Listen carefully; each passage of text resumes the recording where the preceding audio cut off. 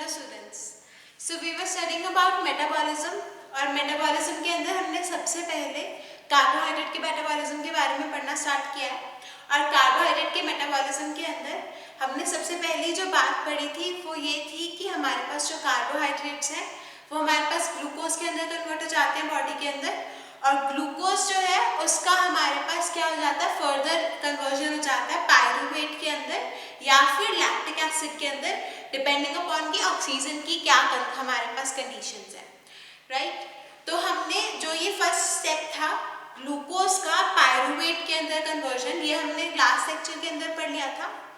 इस लेक्चर के अंदर हम फर्दर जो हमारे पास कंडीशंस आती है, हमारे पास फर्दर कैसे मेटाबॉलिज्म होता है ग्लूकोज का, यानी कि एक बार जब हमारे पास ग्लूकोज से पायरूवेट ग्लाइकोलिसिस साइकिल के बाद आ गया या फिर हमारे पास जो ईएमपी पाथवे है उससे आ गया, तो हमारे पास नेक्स्ट क्या होता है, तो नेक्स्ट हमारे पास क्या हो जाता है, पायरूवेट की ऑक्सीडेशन हो जाती है इनटू एसिटाइल कोएंजाइम ए, राइट।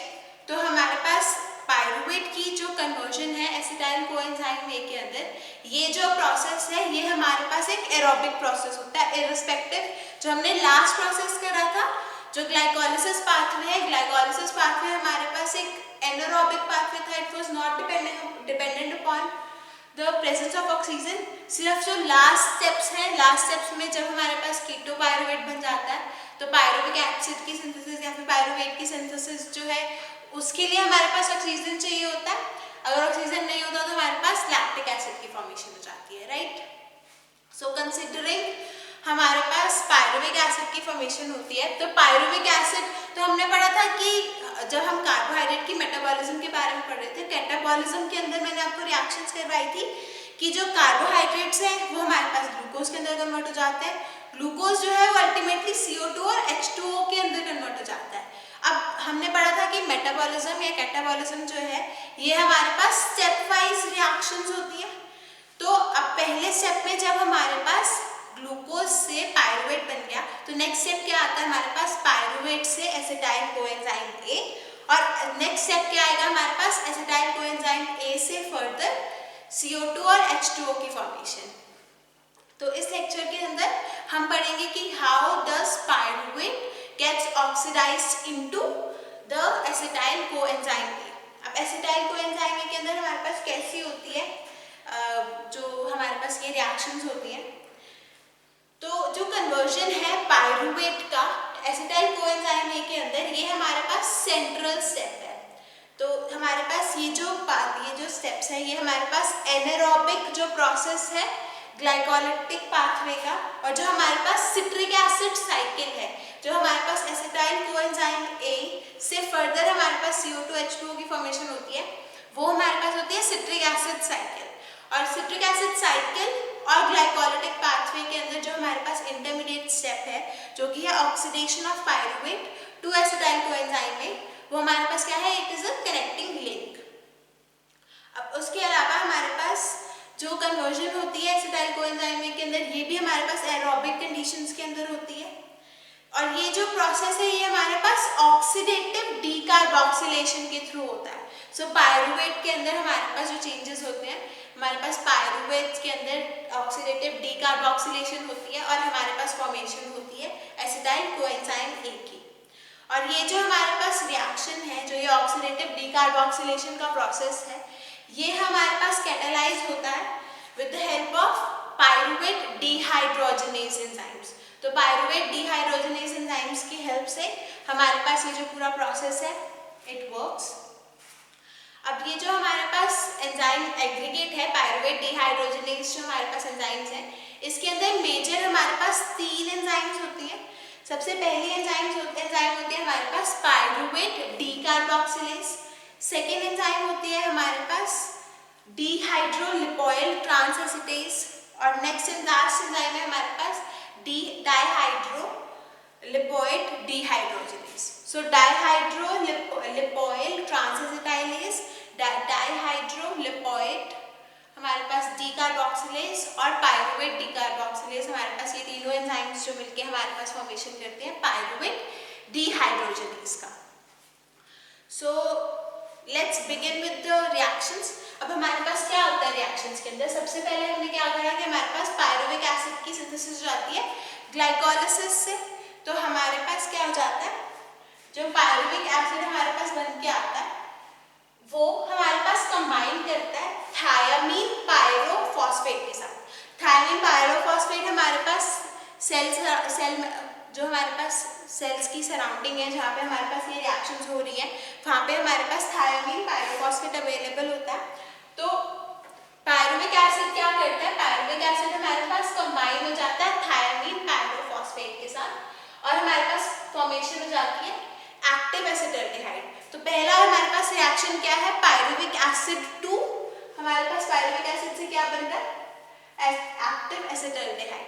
और पायरुविक एसिड के साथ पायरुविक एसिड से हमारे पास एक्टिव एसिटाल्डिहाइड कैसे बन रहा है, pyruvic acid reacts with thiamine pyrophosphate and forms active acetaldehyde।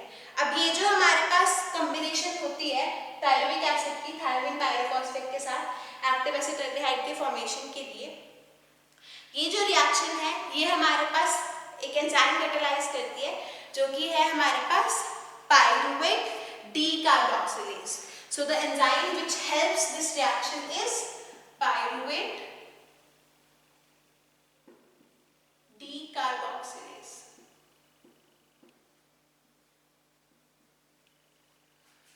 तो पायरुविक एसिड थायमिन पायरोफॉस्फेट के साथ कंबाइन करता है, उसके ऊपर हमारे पास एक एंजाइम रिएक्ट करती है पायरुवेट डीकार्बोक्सिलेज जो कि हेल्प करती है हमारे पास एक्टिव एसिटाल्डिहाइड की फॉर्मेशन।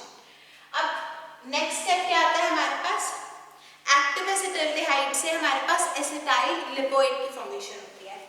एक्टिव एसिटाल्डिहाइड से हमारे पास किसकी फॉर्मेशन होती है, एसिटाइल लिपोइड की। अब एक्टिव एसिटाल्डिहाइड से एसिटाइल लिपोइड की फॉर्मेशन कैसे होती है हमारे पास, एक्टिव एसिटाल्डिहाइड के साथ लिपोइक एसिड जो कि ऑक्सीडाइज्ड फॉर्म के अंदर होता है, लिपोइक एसिड और एक्टिव एसिटाल्डिहाइड दोनों आपस में रिएक्ट करते हैं और हमारे पास फॉर्मेशन होती है एसिटाइल लिपोइड की।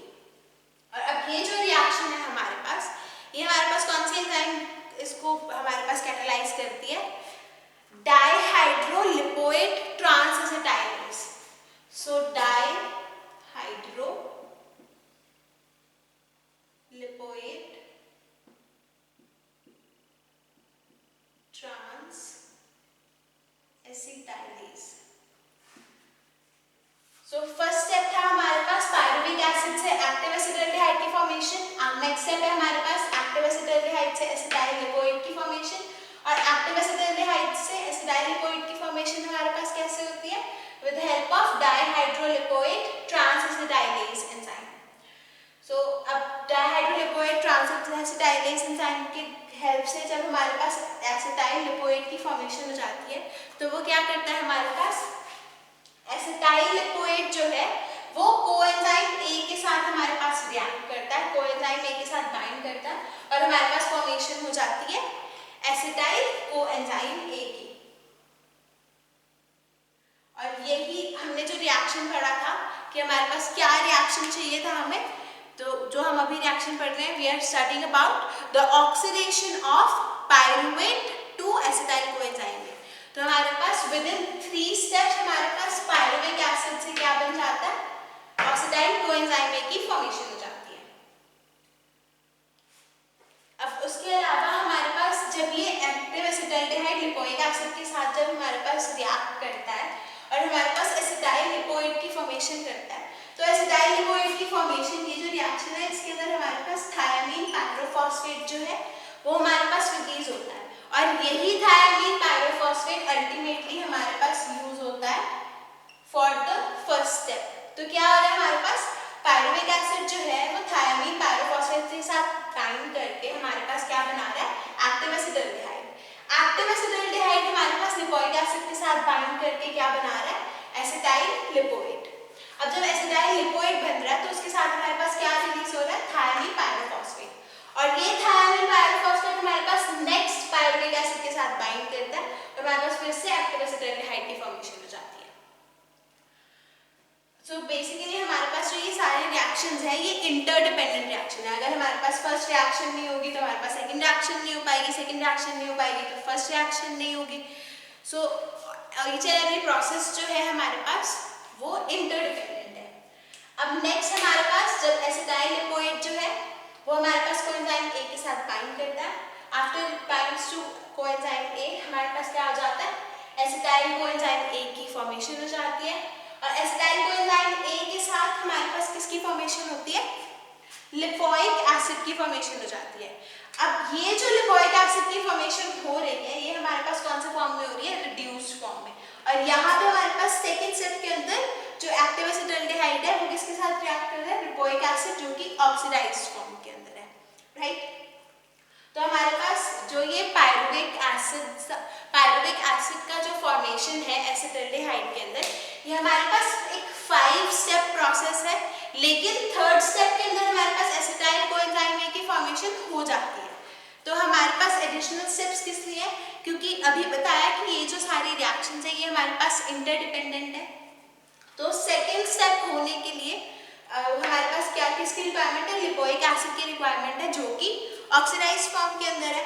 तो ये जो लिपोइक एसिड हमारे पास ऑक्सीडाइज्ड फॉर्म के अंदर है ये हमारे पास कहाँ से ऑब्टेन होता है, हमारे पास ये ऑब्टेन होता है फोर्थ स्टेप से। और फोर्थ स्टेप के अंदर हमारे पास क्या होता है, जो लिपोइक एसिड है जो कि रिड्यूस्ड फॉर्म के अंदर है वो हमारे पास रिएक्ट करता है FAD के साथ। So what happens is lipoic acid reacts with FAD, lipoic acid that is in reduced form reacts with FAD and the lipoic acid gets converted into oxidized form and the FAD gets reduced and is formed into FADH2। so हमारे पास जो acetyl lipoid form है, acetyl lipoid जब coenzyme A के साथ हमारे पास bind करता है तब हमारे पास जो एंजाइम हमारे पास रिस्पॉन्सिबल होती है that is dihydrolipoic transacetylase. So same enzyme है हमारे पास एसिटाइल लिपोइड की फॉर्मेशन के लिए भी हमें डाइहाइड्रोलिपोइक ट्रांसएसिटाइलेज चाहिए और हमारे पास एसिटाइल कोएंजाइम ए की फॉर्मेशन के लिए भी हमें डाइहाइड्रोलिपोइक trans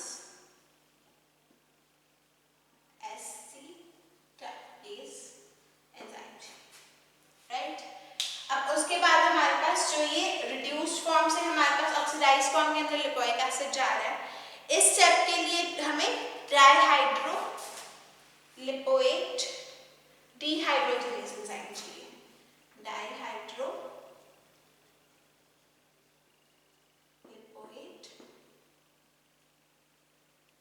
dehydrogenase. So with the help of dihydrolipoic dehydrogenase enzyme, the reduced form of lipoic acid is converted into oxidized form of lipoic acid.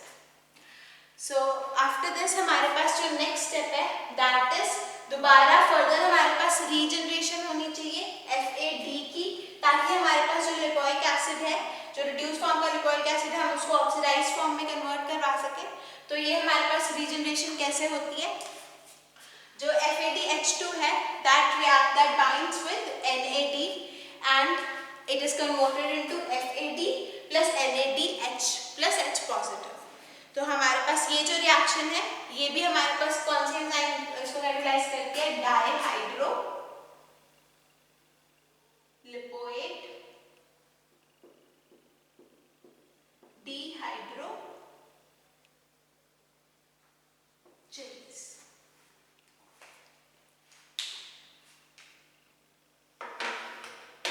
So this is the entire process जिसके अंदर हमारे पास oxidation हो रही है pyruvate की acetyl coenzyme A के अंदर। तो ये जो हमारे पास ऑक्सीडेशन हो रही है पायरुवेट की एसिटाइल कोएंजाइम ए के अंदर, इस पूरे प्रोसेस में हमारे पास बेसिकली क्या चेंज हो रहा है, जो पायरुविक एसिड है वो हमारे पास एसिटाइल कोएंजाइम ए के अंदर हमारे पास कन्वर्ट हो रहा है और हमारे पास जो सेकेंड चेंज है दैट इज NAD जो है वो हमारे पास NADH plus H positive के अंदर कन्वर्ट हो रहा है। बाकी का जो हमारे पास सारा हमारे पास जो रिएक्टेंट्स है वो हमारे पास कांस्टेंट रहते हैं। जैसे हमारे पास ये जो थायोलीन पायरोफॉस्फेट है, यहाँ पे हमारे पास थायोलीन पायरोफॉस्फेट कंज्यूम हो रहा है, यहाँ पे हमारे पास वापस रीजनरेट हो रहा है। तो हमारे पास इसकी जो चेंज है इसके अंदर कोई चेंज नहीं है।